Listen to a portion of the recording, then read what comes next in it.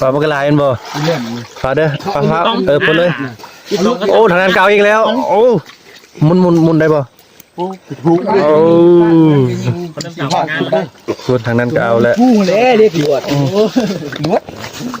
ไม่ยิงเลยเรียกกัดผู้แข่งก็ใช่ประคองกินมันเล็งแล้วบ่กระซ้ำตัวนั้นมันเล็งมั่งยิงปลากระจนข้างหน้ายังไปฝุ่งไงอยู่ตรงเรากี่เฮ็ดกี่กันละบอกปลาจนหรือเปล่าสั่งให้มันได้ใจสิไหมกระจุนวะบนนะใช่กูเด็กกระจุนรอลุ้นโอ้ยยานะยิงยังเก่านะคือกี่ไปไหนครับปลาสำรวยยิงแล้วมันนักโซกเหมือนตะกี้มันมุดลงไปเห็นป่ากระจุนใหญ่จับมาคนเอาหลุดได้นอนพลาด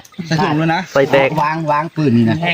บิบจับหัวมันนะยิกหัวมันนะมือนั้นกูเฮ็ดรูดมือที่ไหนมึงดูอันสั้นอยู่จังซี่ละก็ไม่กูปวดแหลมเลยแล้วนั่นพวกนี้ก็ใจหนังมันแก้เสื้อเลยมือคนดาบลูกพวกแก้เสื้อนี่แม่นอยู่เพราะมันเปียกในวันท่านมาเขาหนาวที่นี่เขารัดแล้วทางงับอีกแล้วเขางับอีกแล้วไปเอาป้าแม่ว้าวรัดป้านะได้อยู่เอาออกไปได้แหลมเสียบคอนขุดไม่อย่างนี้นะ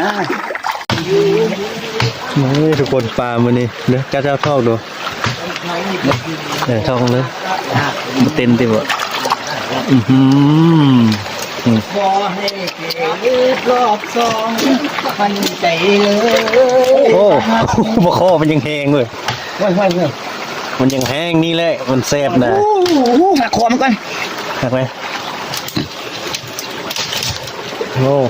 แหลมเลยบ่โอ้มีแต่ตัวงามเนาะมีแต่ตัวงามปลากระจนปลาบูไอ้ปลาบูแม่นกูดิเด้ปลาคอ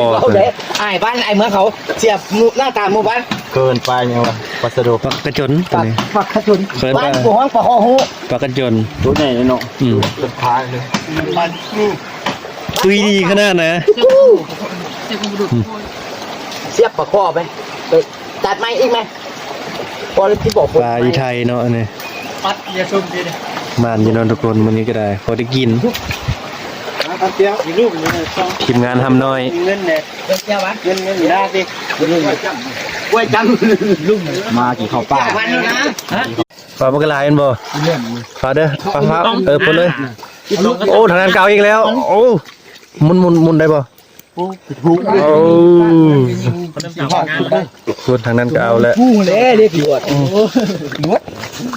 ไม่ยิงเลยเรียกกัดผู้แข่งก็ใช่ประคอง